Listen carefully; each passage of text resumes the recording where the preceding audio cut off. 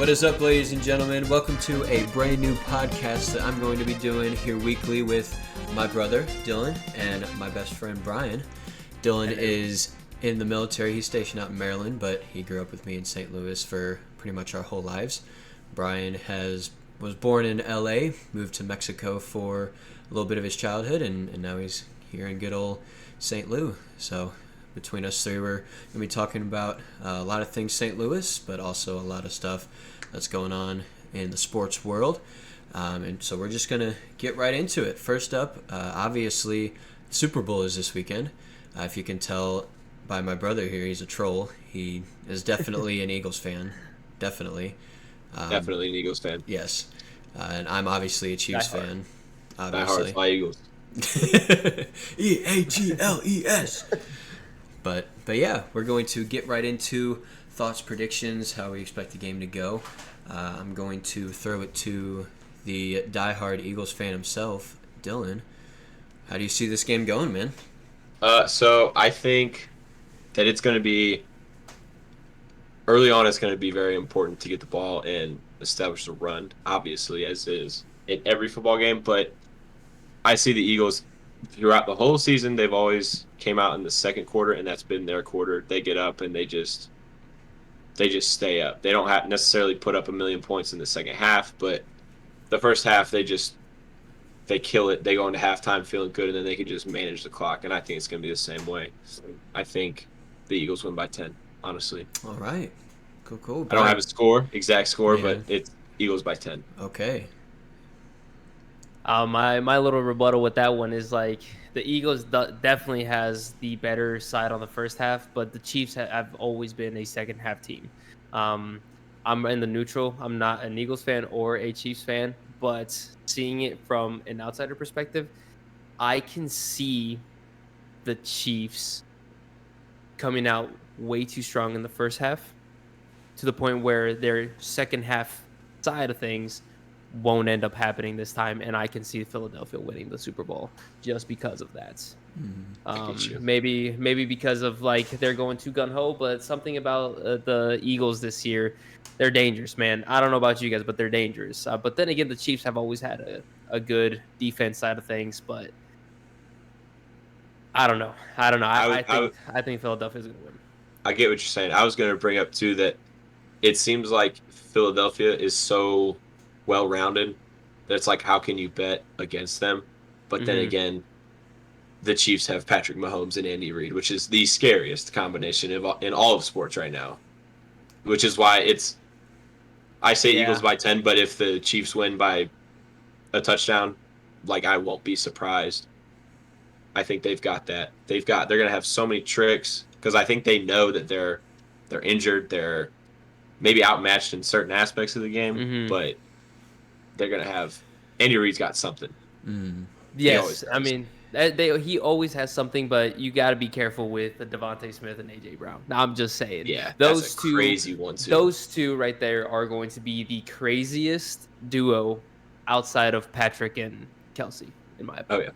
Oh, yeah. Yeah, it's going to be a super great game. The one thing that I'm most concerned of on the Eagles side is the two games they had to play to get there.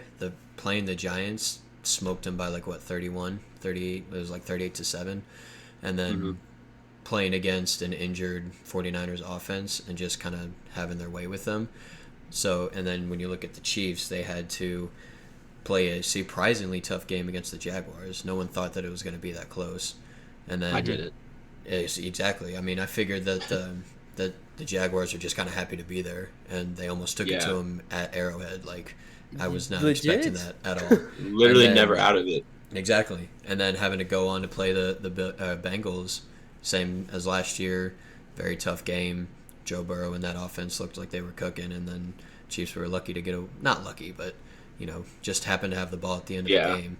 So I think that even though they've had 2 weeks off, and that's a whole different ball game compared to regular season and playoffs, they were both the number one seed anyway, so they had bye weeks. Yeah. So the one thing for the Eagles that I'm worried about for them is that they haven't had that tough game they've had to play.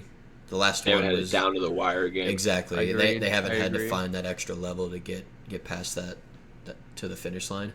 So, but yeah, with Andy Reid and obviously being the ex head coach of the Eagles, um, I don't know if you knew this, Brian, but Travis Kelce plays for the Chiefs, and his brother Jason actually plays for the Eagles, right? I did know that. And Yes, you knew I that. did know. I knew that So because you've heard that they're the first brothers to ever play in the Super Bowl together. yes, and the Really? the way that I found out was by the most wholesome Facebook post that I've ever seen was the Kelsey's mom posting half the jersey of the Kansas City Chiefs and half of the Philadelphia Eagles. It was the cutest thing she did, and I watched their podcast as well. I forget their podcast, but they both have a podcast going on, and they even said New that Heights. they're yep, exactly, yeah, that one. And they're saying about how it's not about them, obviously, even though everyone's calling it the Kelsey Bowl. Right. I'm Yeah. still calling it the Kelsey Bowl, but at the end of the day, it's between two great teams that are going head to head in the final. Well, You see what no she one's said about who really. she's going to be rooting for?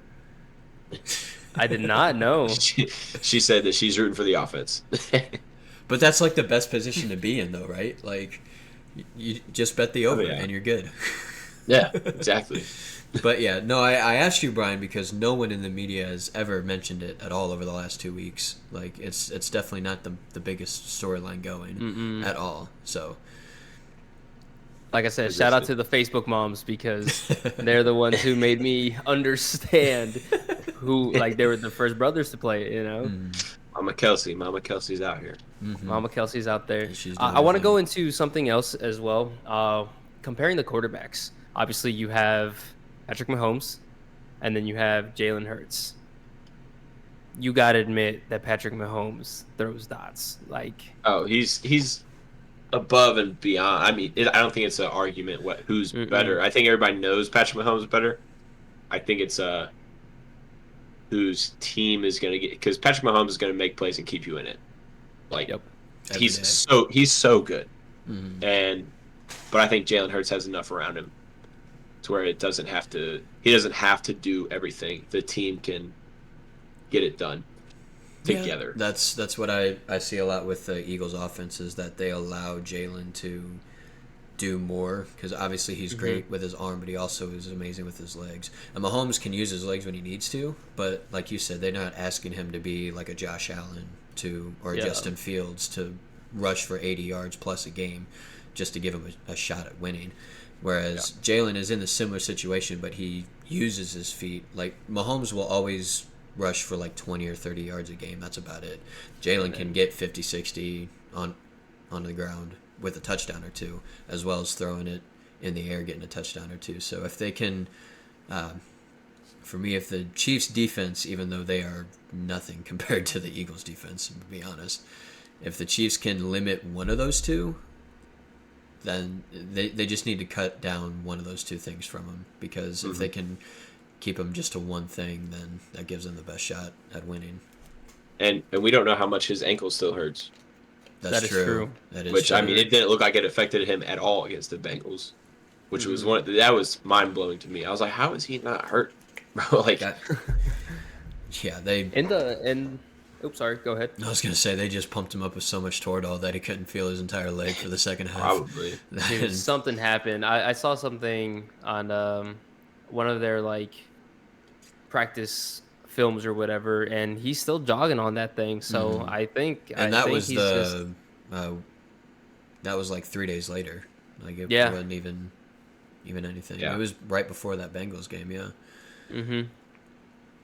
So I think he's gonna be a great. It's gonna be a great game. I honestly think this is gonna be a phenomenal game. One, it's history for the brothers, which is awesome for the brothers. Two, I mean, you got a very defensive team versus a very offensive team. It's simple as that. So. Yeah, the one thing that I've noticed, like whenever I was making like my playoff prediction videos a couple weeks ago, I would like look up like all the offense and defensive like team stats, like how they rank. The only weakness the Eagles have, period, on either side of the ball is they were like the 14th best rush defense in the whole league. Everything else was like at least top 10 or top 5. So it's like what sucks for the Chiefs is that their passing game is what they thrive on. So I don't know if that means that the Chiefs are going to try and focus on the run game more, or if they're just going to say, you know what, we're just going to fight fire with fire and try and win that way. But Yeah, regardless, I don't know. it's going to be a great game. I think Isaiah Pacheco is going to come out running a lot in the first half, like kind of get their feet under him. Mm-hmm. And then I think you'll see more of the screen pass, the Andy Reid specials, whatever he's got concocted. You know But he's gonna come out You with know some he has next something. level nonsense, bro. I He see has them starting something. off simple and just feeling out the Eagles. Yeah, with how huge the game is, yeah, you're gonna do that regardless. Yeah. He's gonna pull out something, the Dan Campbell special right there at the end against the Packers. Quick screen pass in the lateral. My gosh. Oh yeah. So nice. So predictions. So Drake, who do you got winning the Super Bowl? I got the Chiefs barely. I think that experience, the one thing that the Chiefs have over the Eagles mostly is the experience with Andy Reid, Kelsey, Mahomes. Sure, the wide receivers and the running backs don't really have that much experience, but the main guys that you have the most experience, and you know it's their third Super Bowl in the last 3, 4, or 5 years. So Yeah. although the Eagles are the better team all around, if you ask me, that experience is really going to drive them, the Chiefs, on to a victory. What about you, Dylan? I said Eagles by 10, and I'm gonna stick with it. I would say Eagles 34, Chiefs 24. Oh wow. But no score. He's not giving you a But score. no score. I'm not giving But you no a score. score. But if I was going But no- to, I would say 34 to 24. Eagles. I love that. Brian, what you got, buddy? Who's winning it? I mean, it's the same thing. I think I'm gonna decide on with Dylan on this one. Like, as much as like I'm here in St. Louis and I'm close to Kansas City, I would love to root for them, and I might still root for them. But at the end of the day, I still think that the Eagles are gonna take home the Super Bowl champs. Yeah. Just because how composed that, yes, they have the less experience out of it, but that team is so composed, and I feel like they're really gonna show their true colors this Sunday. Yeah. Fly, Eagles, fly, baby. Fly Eagles. All right. Well, we're going to move on to a little bit of NBA. I don't know about either of these boys, really, but I am not the biggest NBA watcher. I obviously will tune in like the playoffs and like the finals and stuff and kind of poke my head in every now and then because usually I'm more focused on like hockey and football over basketball. But obviously the biggest thing in the NBA world that happened this past week was LeBron passing the captain, Kareem Abdul-Jabbar, for most points in NBA history. Did you guys see it live and or any replays of it? All of the craziness around it? I did not see it live. Whenever I woke up, I watched the highlights, and yeah, I think I was asleep by the time the game was at that point. But Yeah. it's a crazy milestone. Mm-hmm. That's a lot of points. Yeah. That is a high number. Yeah, it is so crazy, and I know there's so much LeBron, MJ, the GOAT debate. I don't want to do that right now. Right now, whatever your opinion is about LeBron, he just passed the all-time scoring. He's very good. We'll give him his flowers for this right now. This is, like, we might not see this ever again, and if we do, it'll be like 30, 40 years, you know? This one might be set in stone. Like, that's a lot of points. Yes. I'm not a big LeBron fan or anything. I am a big LA fan just because obviously grew up there for a while and stuff like that, and that's with any type of sports, minus the LA Kings. We're not going to get into that though. But seeing that, I did see the highlights and just seeing him so composed and like you knew he was ready. Like he was gonna break that record. He's not retiring anytime soon. So whenever he said that he's not retiring anytime soon, it was just a matter of time if he can continue to just, shoot. Because he's come out and said that he wants to, if it's possible, stay in the league and play with his son once he gets drafted. Yeah. Which at this rate, I mean, he's 38, and he's putting this up. I mean, 38, dog, and dropping records like that. Oh man! And it's not like he's like slowly staggered throughout time, like gotten progressively worse. Like he's still on a level. Like maybe it's not like 2012 or anything like that with the Heat or when he won with Cleveland. But like the numbers that he's putting up are still like top in the league. It's ridiculous how good this guy is and how long he's been good. Yeah, I did end up watching it live. I was just chilling in bed. I had it in my phone watching it live. And he needed 36 points, I think. So the fact that he got it done right before the third quarter ended kind of blew my mind. But it didn't at the same time because who wouldn't just pass him the ball throughout that whole night? Especially, oh my God, I'd be like, if any of y'all shoot, it better be wide open and it better be going in. Exactly. Legit. Yeah. I think there was one. So I think he made a couple of free throws to make him 2 points away. Or he hit a 2-point jumper. It was one of the two. To make him 2 points away, for one to tie, two to beat. So then the Thunder went down the court and they had their possession. I don't remember how it went out. So then the next time they come down, LeBron had the ball for like 20 of the 24 seconds. And then at the last second just dumped it off so someone else shot and he missed. And the whole crowd was like, what are we doing here? Yeah. But then the next time they came down, he finally got it.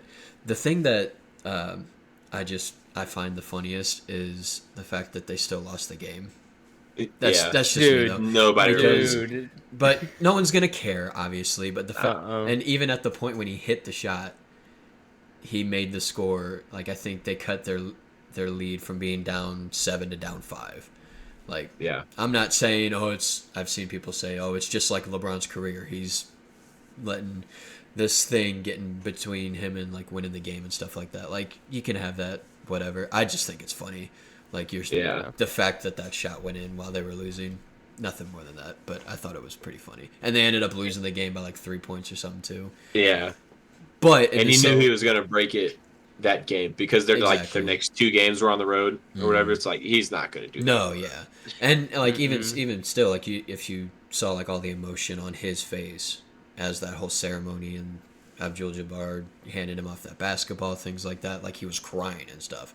So it's like you can't expect him to go through all that emotion in those 10 minutes and focus back up and play basketball for another 12. Like but still crazy. Like stupid crazy thing to happen. Like Dylan said, there's no way anyone's coming close to that anytime soon.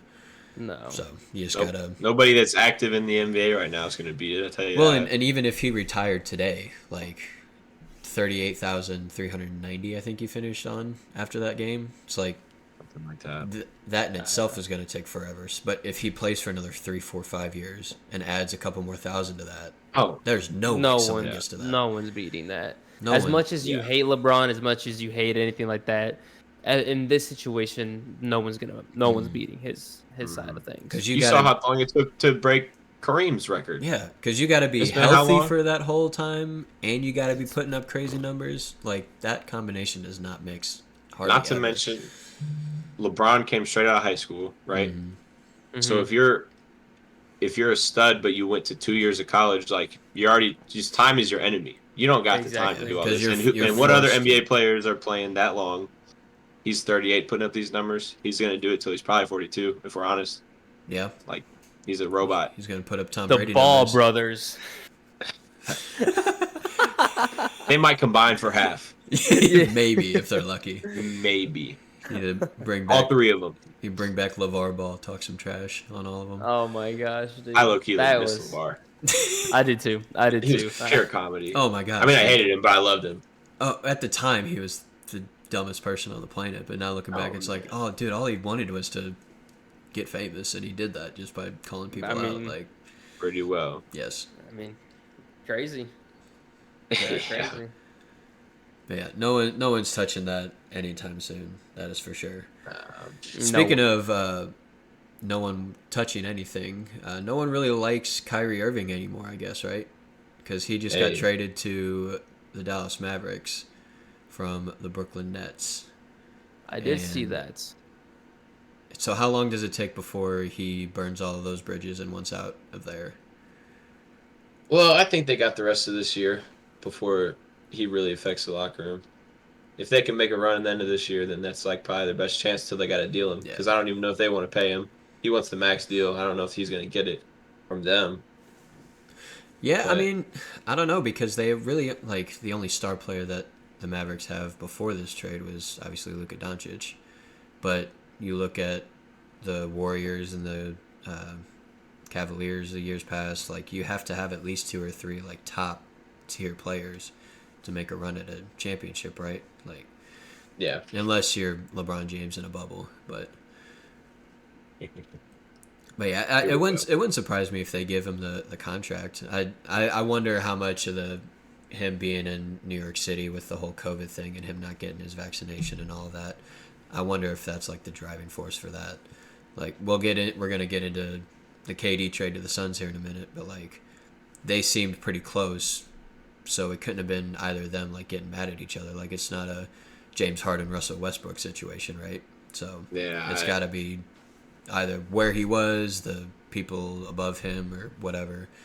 So well, I mean, it was like the whole they had a coaching carousel going on, mm, and the players wanted to run the team. What did him and KD said something like, "We're just going to take turns like coaching." Like, bro, you play the game. You are yeah, not a coach. And they were like, they all hated Steve Nash. Steve Nash goes out. Nothing's stable in that. This past era of those three is just nothing was stable. It mm, was chaos. They just said, "Oh, we got all these big names. Let's just throw them together." No, it didn't work out. yeah, They just they had to split ways because it was going nowhere for all of everyone, them. yeah, period. Yeah, Brian, I know you have a lot to say about this one.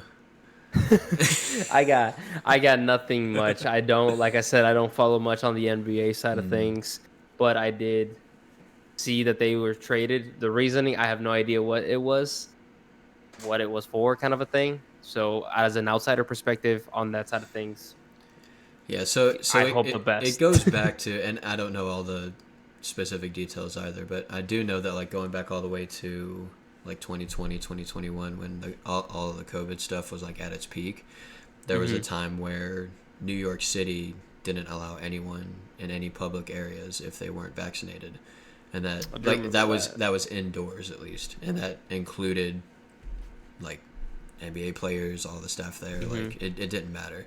Well, Kyrie hadn't gotten his vaccination at all, so he was not allowed to play home games in New York City because of that. There weren't really many other cities that like enforced that rule to the same level. So he could play most of the away games, but he couldn't play at home. Hmm. So it was just a weird thing. And then between then and now, there's just been a couple of other things. He's asked for a trade, I think, what, like 3 or 4 times now out of there? something It's like like, that. so eventually it had to come to fruition, right? And So, I don't know if he's just trying to dig himself like a bigger hole to where he's like, I want New York to hate me because he posted like clips to a anti-Semitic like documentary. oh, yeah, how What? could I freaking forget Yeah, about that? yeah, he did all that. What? Yeah, Yeah, he pulled a Kanye. yeah, Oh, he was Kanye. like, I don't know if he posted clips, but he was like, he like posted a link or something. Was like, oh, they make some good points in here, and it's like, whoa, dude, It's like, maybe chill Like out. chill. it's like Yeah, maybe if you feel that way, maybe keep that to yourself. Like, yeah, yeah. that's wild stuff. But the KD trade is the more I was about interesting to one to me say, because I think that one is what matters more. speaking of burning bridges, KD's gonna be burning up now that he's going to the Suns. Am I right? Look at that I transition. How think it's gonna be because the West is more wide open. I mean, you talk about the East, you got Boston, which is they're 39-16. Like yeah. they're very good. Milwaukee, they got Giannis 37-17. They're good. The Cavs are better than everybody. Well, at least me, I'm surface level when it comes to NBA, but it's like Yeah, no. since LeBron left, it's like the Cavs, okay, whatever. Yeah, But the Cavs are playing good. yeah, I remember seeing that the Cavaliers were supposed to be like in deep cap trouble for like the next 5 years after LeBron left. And it's I been like believe what 2 or 3, and they're Donovan Mitchell's dropping 71 like it's nothing. it. Like Yeah, he's going what's crazy. whatever that's up with that. But yeah, Yeah, the Suns getting KD is huge. They ended up sending 4 first round picks back to the yeah, Nets, which because I'm not anywhere near as invested in basketball as I am any other sport, 4 Hmm. first round picks is like like I can't wrap my brain around that. Like we're gonna talk about Vladimir Tarasenko getting traded here in a little bit, and he got 1 first-round pick for that, and that's like a very good deal on surface level, if you ask me. Mm-hmm. Like getting a star player for a first-round pick is like standard. So a star player for 4 first-round picks is like, what is going on here? Insane. That's also future though, and the Suns' time limit, their window is definitely closing because Chris Paul, he's been great, but he doesn't have a ring yet, and he's getting older. Yeah, he's doing nothing but aging. So they're worried about the now for sure because Mm-hmm. when Chris Paul goes, it's like, what? Okay, you got to fill that gap anyways. If you get KD now, because I mean the Suns have been in the playoffs, made deep runs the past 2-3 years. It's like they're on the cusp. Maybe They they were just in the need one finals. thing. They were in the finals, So it's like maybe this is that piece, but you never really know. Yeah. Because who knows how they gel? I mean, and the Suns had to get rid of 3 players on top of that. They got rid Right. of who did they get rid of? They got rid of Cam Johnson, Jay Crowder, and the last one's still in my mind right now. Yeah, Which I don't remember. Jay Crowder is the a players that big defensive presence. Yeah. So it's like, I mean, the Suns got offense now, that's for sure. Yeah. But you do need those depth guys. That's for sure. Yeah. Even if you only use like 2 or 3 of them, you still need that. That makes it 8 guys in total if you use them. Yeah. So we'll see, because I mean you look at like you had the Heat with LeBron, Bosh, and Wade. Mm-hmm. So having those 2 or 3 A1 stars is good for something, right? Yeah. It's got to be. I'm sure they'll figure it out. They probably know what they're doing. Mm. I don't. No. What do we know? Brian, any thoughts? Again, I know you've got a lot of them. No thoughts. No thoughts. No thoughts on that side of things.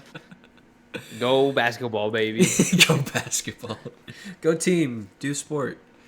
Go team. Go sports. Hallelujah.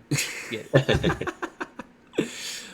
Well, we're going to move on from one round ball to another. We're going to travel all the way over to the country of England. We're going to talk about Manchester City for a minute here. There are investigations coming out dating back to the early 2010s of Manchester United breaking rules about financial fair play, which is essentially like a agreement between teams throughout Europe that basically says you can only spend a percentage of how much money you make every year based on like sponsorships and things like that. That amount of money on like towards players to sign them and put contracts in them. I think Man City got accused for 9 different seasons between today and I think it's 2009 or 2010, one of those two. So the big question is, with something as crazy as this, what's going to happen with Man City? Back in, I don't remember exactly what year, but it was the middle of the 2000s, the Italian team Juventus got caught for doing something very similar. And at the time, they were one of the best teams in Italy. Well, the Italy Football Association kicked them out. They relegated them, I think, 2 divisions as punishment. So people are suggesting that that's going to be a thing for Man City as well, because their owners are one of the princes of Saudi Arabia. So they've got like trillions of dollars just in their back pocket like it's nothing, right? So a lot of people are saying hopefully they don't come down with a fine, because that's going to be chump change to Man City and they're just going to move on like nothing happened. So they hope to either get points taken off of them for this season, get relegated a division or 2, something along those lines. But seeing as we have a Man City fan in the call, I'm going to let him speak his mind and be as non-biased as possible about it. Non-biased as possible. So, how can I put this in simple terms? My head coach was blindsided by all of this. It was crazy to see this whole thing go down. Yes, I understand that these allegations came up, but I just think how funny and how weird that these allegations are suddenly coming to fruition right before the champs. That's all I'm saying, man. Like you're telling me hold on. You're telling me that Man City, a top class team that has a lot of top class players in there, is doing phenomenal. And then out of nowhere, I feel bad for Guardiola, man, because the head coach Guardiola was just again, like I said, blindsided by all this because it was after I'm pretty sure the Wolves game where everyone was saying these allegations. So it got to the point where he was just like, "What's going on? What's happening?" To the point where like, does he want to leave? Does he want to stay? You know. Mm-hmm. And same thing with the players. The players are getting kind of frustrated because they don't want to be associated with that, but they don't have control over that other than the actual head federation for Man City, right?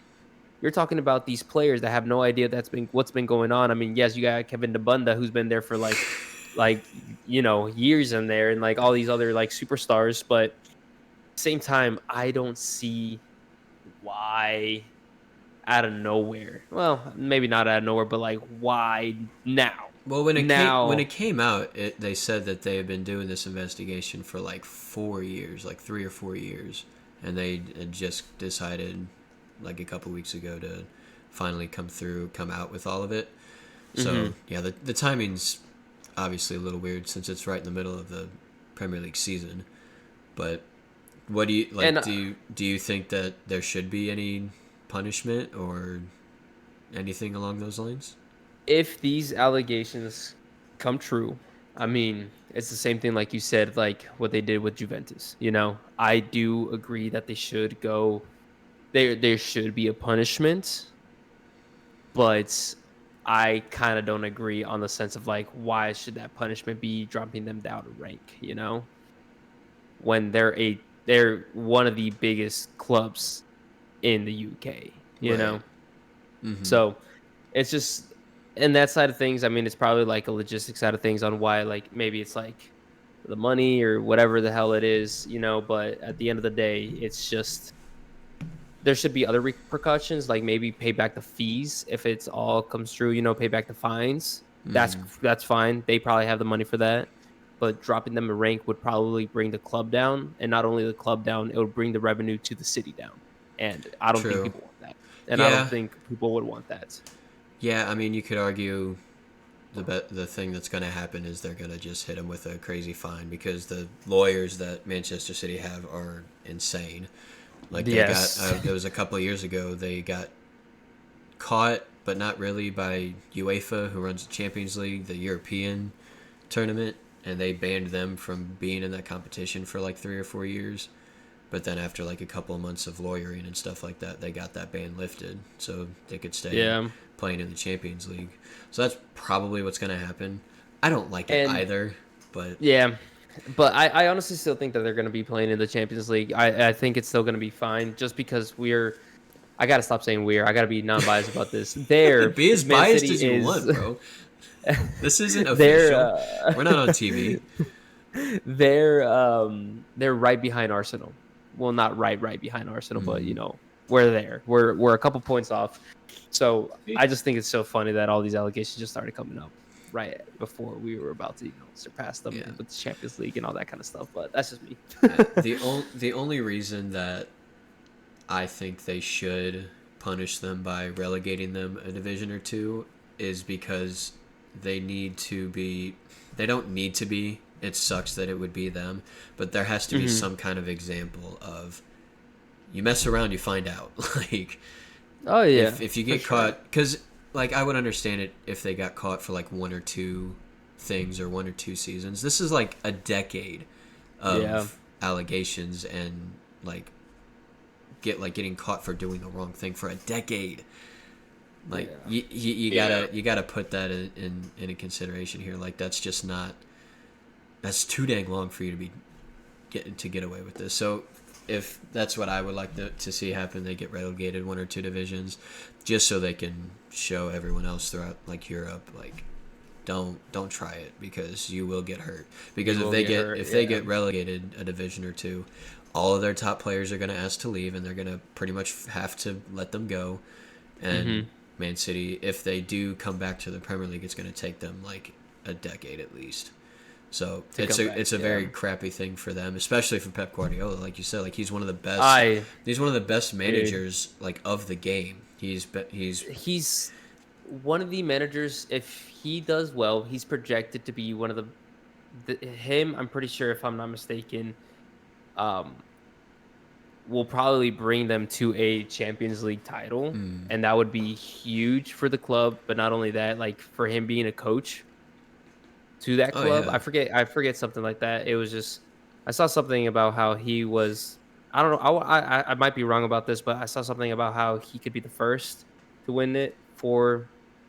I forget for what, dude. It was something crazy. I don't well, want to say the I wrong don't word think just Man because. City's ever won the Champions League, so maybe it was that I think it might have just been that where winning that because he's won one. He won one with Barcelona when he was yes, with them. He didn't I when think he that's was what it with was. Bayern Munich in Germany, but I think yeah, that's what it was. I it's think because they haven't won, so it's like that'd be huge because they're finally doing great this year. I mean, we yeah. got Holland, like Holland's a robot, by the way. He's too good. He's cold with it. He had a great hiatus during the World Cup, so Yeah, that dude does nothing but score goals. no. But that's my take on it. Mm. I would love to see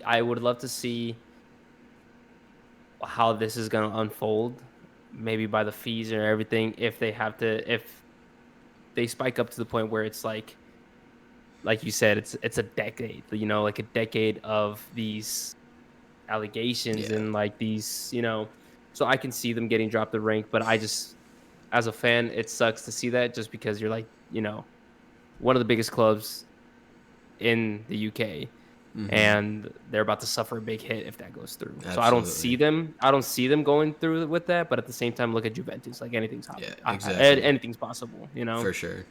I want to get Dylan's thoughts on it, having hearing most of all that for the first time. I think.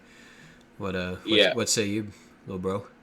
So first off, I absolutely love the relegation system. I wish like American sports would do that. Every It's so sport, every sport, it's just it's chaos, it'd be bro. so good. Oh my gosh, yeah. It's amazing. But I mean, so if all this stuff gets published and it's like without a shadow of a doubt, it's like, yeah, you guys are doing some real bad stuff. They got to punish them. They might. I mean, best case scenario, because I mean, fans of other clubs are going to be like, what they're just going to get away with it if you don't do enough, right? But if you hmm do too much, then it's like it's killing the brand like altogether. Like Brian was saying, like it's going to take so long to come back and all that stuff. So I mean, if they prove all this stuff without a shadow of a doubt, it's like if you drop them one, it's not great for them. It sucks for them, but it's not necessarily the end of the world. You know what I'm saying? Right. hmm Like the difference between dropping 1 and 2 ranks is a lot. If you just get dropped one, it's better for them than dropping two, and it shows that they still did something about it. For sure. Yeah. Because if Man City do end up winning the Champions League this year, they automatically qualify for next year's Champions hmm League. They don't have to get the top four in the Premier League like every other team has to. So hypothetically, if they won the Champions League but they got relegated down a division, you could maybe convince a lot of your star guys to stay. I'm sure a few would go because it's not the best competition on a week to week basis. But who knows? Maybe you can keep some of those guys around and just be like, oh yeah, it's basically like we're playing against a high school team every week, and you can focus on the Yeah. Champions League again, and we'll just be right back up with everyone else next year. But who knows the likelihood of that? It just takes one player to leave, man. It really Oh does. yeah, Who's the best playmaker on that team? Kevin De Bunda. He is the best. Kevin De Bruyne. Sorry for those who don't know the slang. Kevin De Bruyne. He is one of the best assisters on that team. He is a playmaker. yes. That's what he is. And it's happened for years. If he leaves, which there have been talks about him leaving after the allegations spiked up, that's whenever other players are going to be like, "I'm out," kind of a thing. For sure.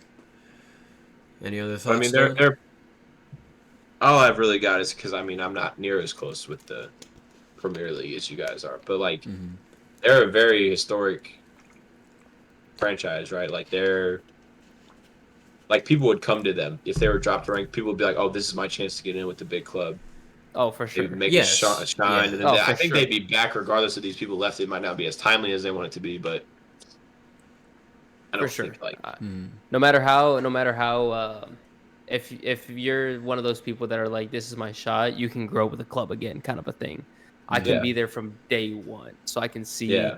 some people staying, and I can see some people trying to join that club to rebuild themselves. You know. You could be part of like the rebirth, Yeah, I getting mean, who back. knows? Maybe it could be maybe the Premier League could be like the next the MLS, a retirement home, you know, where all these great players go there after they're done playing Yep. in other places. Yep. Yeah. No shot to the MLS, but a little shot to the A MLS. little bit.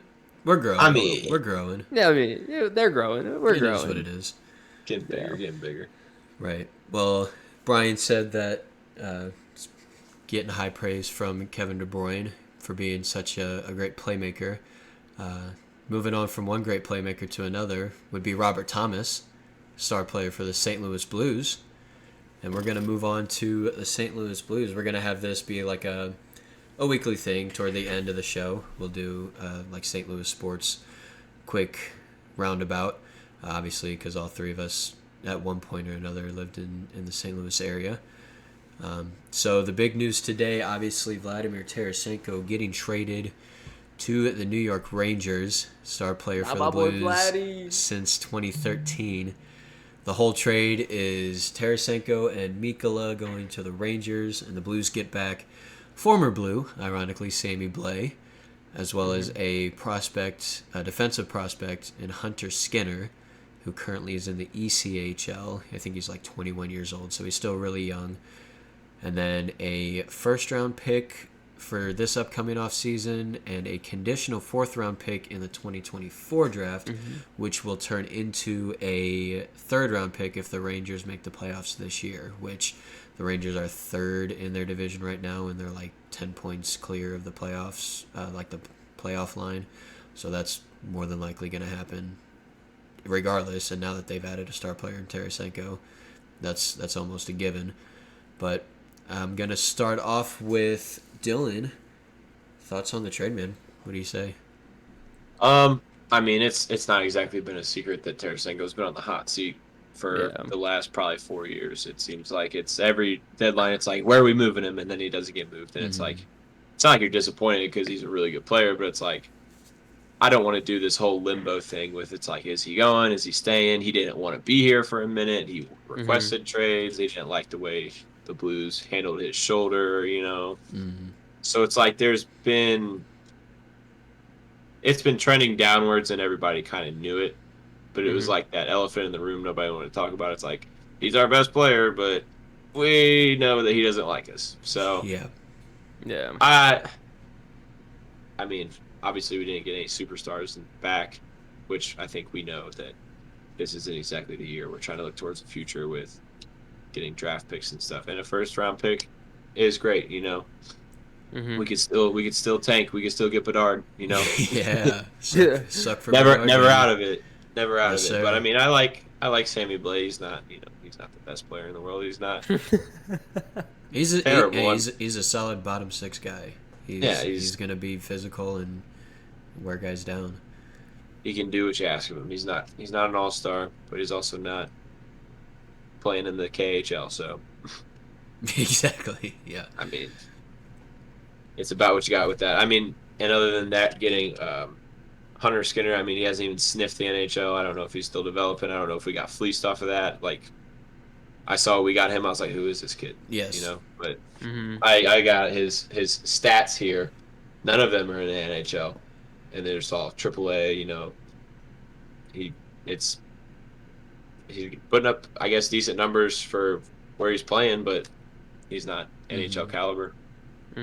Yeah, He doesn't have any NHL stats, so yeah, he's only 21, so I mean, he's not going to be like a Robert Thomas to jump right into the league and then win a cup, obviously. Yeah. But he's still got at least like a good 3 or 4 years to develop before you can kind of write him off.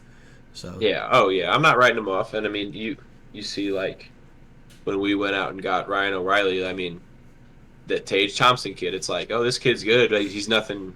He just needs to be developed, and you see what he's doing now. The kid's a Killing stud. it. Like he's amazing. He's And right now, crazy. Blues fans are like, "Dang, we had him." It's Yeah. like, yeah, but it worked out for. We were going for the Oh, cup. We got the yeah. cup. It all Yeah. Yes. that situation was fine. I'm not. Yeah. I'm not going to knock that trade because it would be an imbecile to talk about that like that. But it's like, Yeah. still, I mean, sometimes players develop great and sometimes they just don't. Sometimes they're already at their ceiling and that's what you saw. Sometimes they just got to pack it on. They got to see the pace of the game get faster and then they're like, oh, I got to match that, you know? So I'm excited to see if he develops. But For sure. Yeah. trade that needed to happen. Tarasenko, Yes. Definitely needed to happen. he was going to leave town. Mm-hmm. At least we got something for him. People would argue that the Tarasenko trade probably should have happened like 2 years ago, which I would have agreed with that too. Yeah. It brings me a little sadness just because, I mean, he is one of my favorite players on the team. But at the same time, looking forward to the future of the Blues, I think this is a great opportunity for them to not only rebuild with all, like what Dylan said, with all these draft picks and stuff like that, and kids that we might not know, but who knows? Maybe they have a special plan. Maybe they saw something on their radar. They're like, okay, we can develop this kid. We can do something with them to the point where they can be the next one, kind of a thing.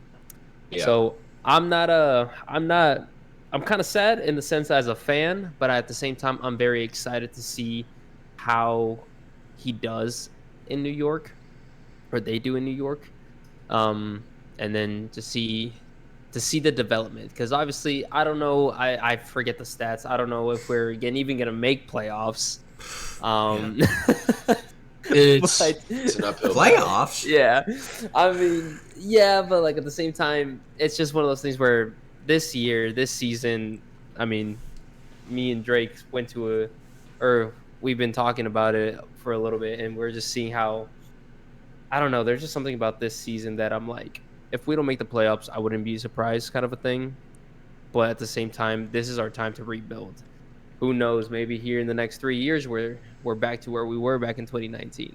But And at it the same seems like time, they're going for the rebuild. It's not. yeah, I mean, obviously, we're not making a cup run this year. It's pretty apparent, and we're Yeah. getting fixed. So it's like you might as well start it whenever it's not already at rock bottom. Like things aren't great right now, but it's not like we're stuck in some limbo like Chicago's been the past couple of years, where it's like they're not. They're trying to hold on to their trademark guys, but it's like if you're paying them money and they're not going anywhere and you don't get anything out of it. Yeah. So it's like we gotta make moves because what's happening right now is just clearly not working. Yeah, I would much rather be like, if you look back from the Blues from like 2013 or 2014 up until now, so like a good 10 years up until this season, every year it's been make the playoffs. You have at least an outside, like being a dark horse for the cup, right? And then now that we're obviously not going to be that good, I'd much rather not blow it all up, because I just think we just got to sign a couple of people in the offseason, draft a couple of guys, just move a few pieces around. It's not like we're selling the entire farm this summer, right? But I would much rather be in that spot than be in like the Canucks or the Wild spot, where the last 15 years their best is barely making the playoffs and then losing in the first round, and their worst is getting like the 13th overall pick, like never being bad enough to get a superstar player, but never being good enough to have a legit chance at winning the cup. Yeah. Like definitely, like you said, Brian, the guy's been around for 10 years. Like he's been, I mean, he was drafted for to us. He was pretty much molded with us. It was one of those things where he started here as a young, ambitious person, and great to have him on the team. But it's one of those things at the same time where it was inevitable for him to just fly. Yeah, scored 2 goals against the Red Wings in his debut, and he looked like he was on top of the world. And I mean, he was. He made the cover of NHL 17. That's pretty cool. Yeah, that was. He's been ever since his shoulder got hurt, it's been a little different, but all the way up until then, he was one of the superstars of the league. Like, people talked about him on the daily. He's always been a good player. He's going to do great in New York, especially now that he's got Panarin on the same team as him because Tarasenko actually tried to get Panarin into the Blues organization when he came over from Russia because he knew like this guy is sick, and Panarin's been a really good player ever since he came into the league. So I'm really happy about the deal, solely on the fact for two reasons. The biggest one is obviously he's going to be an unrestricted free agent at the end of the season. So if we didn't trade him, we would have just let him walk and we would have got nothing in return. Yep. And the second reason is because throughout the whole first half of the season, we have just slowly gotten worse and worse. And Berube's kept coming out and saying, we've got guys that are just not giving 100% every day, and we need guys to step up. Well, I guarantee you that you could drop the S off the word guys. I guarantee you Tarasenko was the one leading that charge of, because like Dylan said, like he had surgery on his shoulder 3 different times, and the first 2 times were so screwed up that they had to go back under the knife and get it fixed. Like, say what you want, I wouldn't be the most pleased about that either. Like, there's no part of me that blames him for wanting to go, or that, like I don't feel any empathy for him at all. As far like, please stay. Like you mean like obviously this place means so much to you, right? Like I get that. But I think solely because of his attitude that he's had this last season, like I said, I don't blame him. But I could almost I imagine what it would be like if we didn't have Tarasenko at all this season. Would it be any different? Because like if every other guy in the locker room is giving 110% every single day, surely you're not going on 8-game, 5-game losing streaks throughout the middle of the season like this. Like, surely we'd be in a better spot. Yeah, so, I kind of agree with you on that one. For sure. And the fact that we'll have 2 first-round picks in this draft with Bedard, and, like, there's a slew of guys this year. This year is expected to be a very, very good draft as far as, like, depth. Most drafts only have, like, maybe 10 guys that could have the potential to break into the NHL in their first year. Apparently, like, the whole first round could get to that point. So that's exciting. Very excited to see what we end up out of that. I'm glad Sammy Blais is back. Easy for me to say, right? Yeah, totally. Yeah, no kidding. Because he has that physicality that the Blues have had, especially when we won the Cup in 2019, that I feel like we've lost since then. So having him back is definitely going to be a step in the right direction. Hopefully that doesn't mean we get rid of Ivan Barbashev, because I know that's a rumor. But yeah, bringing that physicality back is something I'm definitely looking forward to. Yeah. And yeah, hopefully this Skinner guy proves to be a good defenseman for us, for sure. Yeah. Yeah. And the part, speaking of physicality, almost to a fault, the other part of the trade, Nico Mikkola, how do we feel about that? Because I know there's a lot of people who are just like, he's just not it. Just get him gone. Yeah. He's 26, and I don't think he's really going to develop anymore. I think he's his ceiling. I think he is what he is. I think he's a solid third-line guy, like a Robert Bortuzzo. I think he can fit into a role like that very nicely. But having him as a trade piece to get a first-round pick, and a very smart move. I think that's just business, and that's how it's got to go sometimes. Yeah, I know. Love Nico. I love Nico, but like what Drake said, it's one of those things where first round over pick versus someone who might already be at his cap. You know, With the peak. It was exactly. It was just Yeah, I get you. I feel like sometimes he got lazy, and that's how he got a lot of his penalties. He'd get lazy, he'd get beat, and then he's like, poking away, doing something dumb to try to make up for it, and then he just 2 minutes, just like that. And that was it. And yeah, I guess they'd seen enough because he's out of here. Yeah, clearly. But yeah, I think all in all, the Rangers get a couple of good pieces to push for a cup, and Blues get what they want, a couple of depth guys and a couple of picks. So I think it's some people are like, oh, Doug Armstrong did it again, where he got fleeced like he did with Torrey Krug or letting Perron go, but we won't get into that.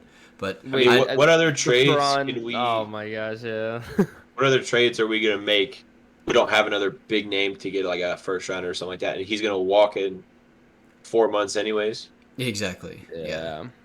So I mean, And the only thing about the trade, I think, is if we didn't retain half of his salary cap hit, but it's just the rest of the season. It's not like it's another 3 years that we got to do that. So that doesn't really bother me either. So To lighten up the mood, though,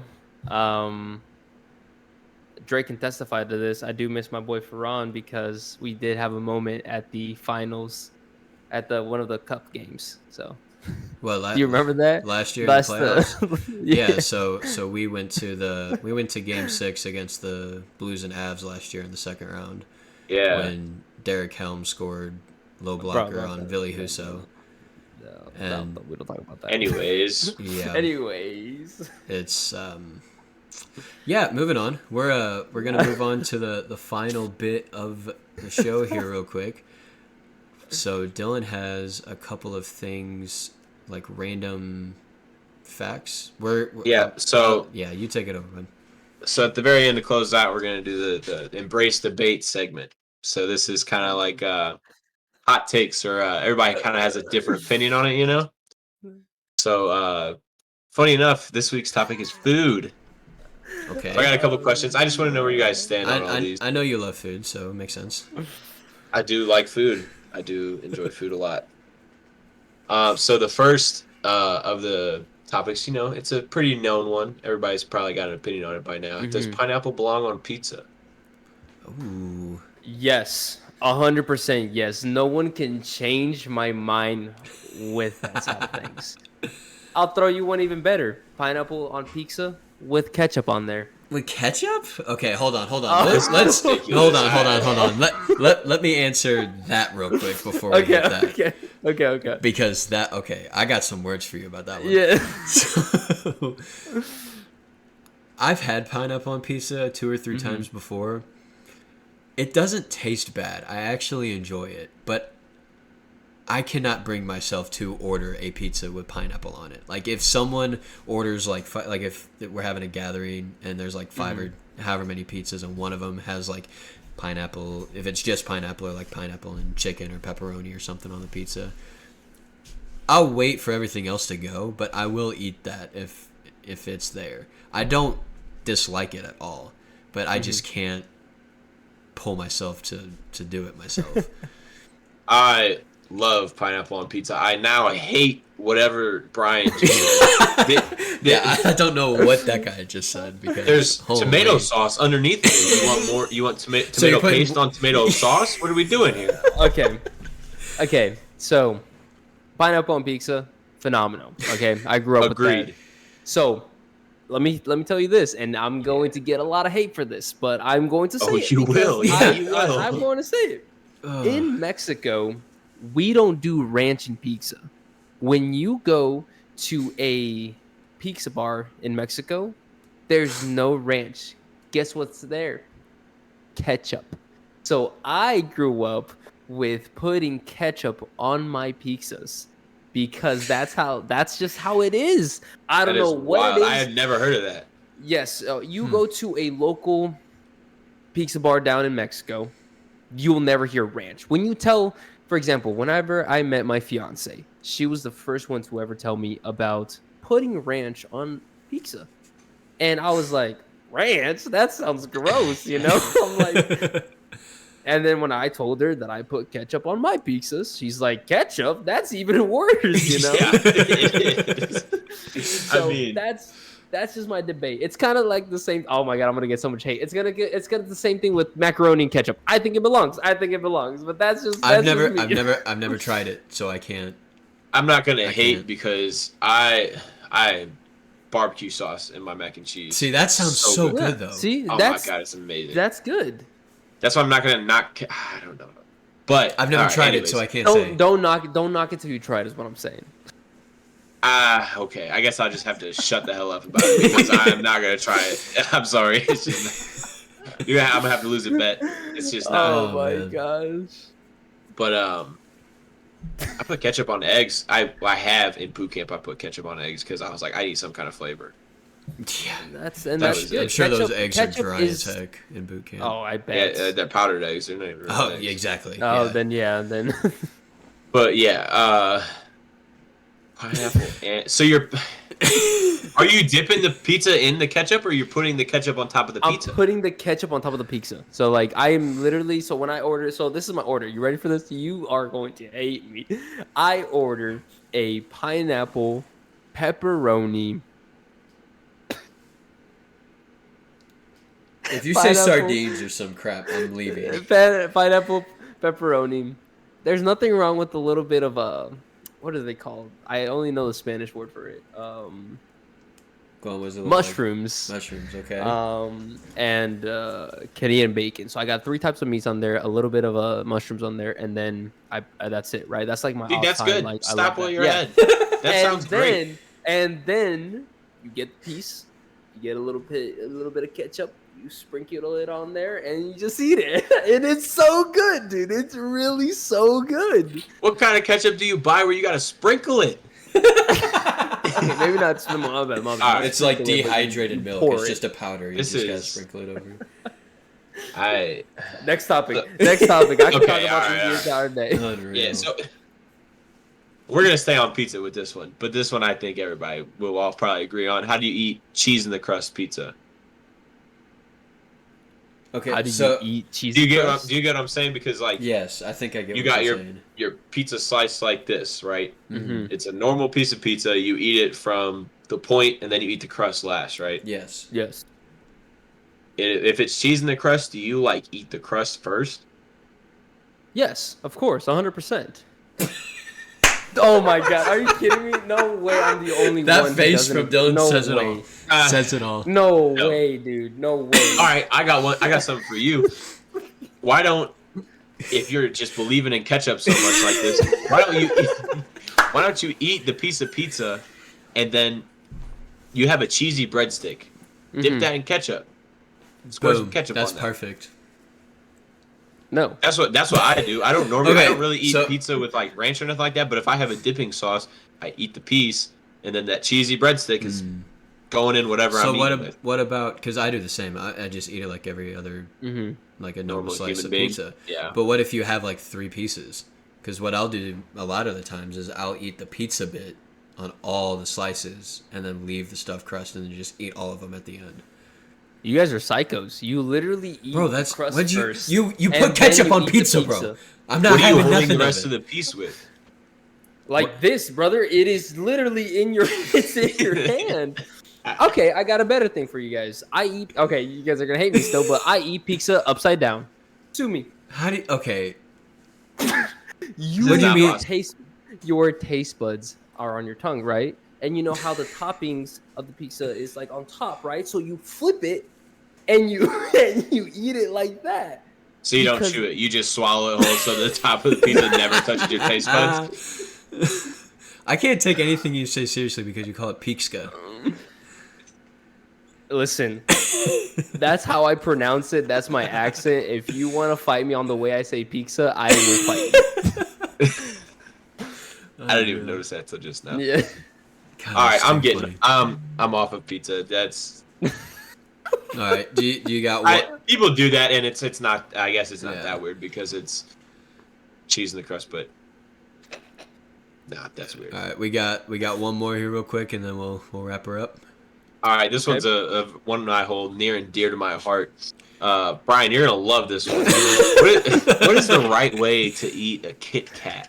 Like not the fun-size one. God, here It's we like go. the 4 bars of chocolate. I know exactly why you put this one on that Here list. we go. 4 bars Okay. of chocolate, and they all snap apart. You know, just like Brother. that. Break me off a piece of that Kit Kat bar. Or break me off a piece, Brian.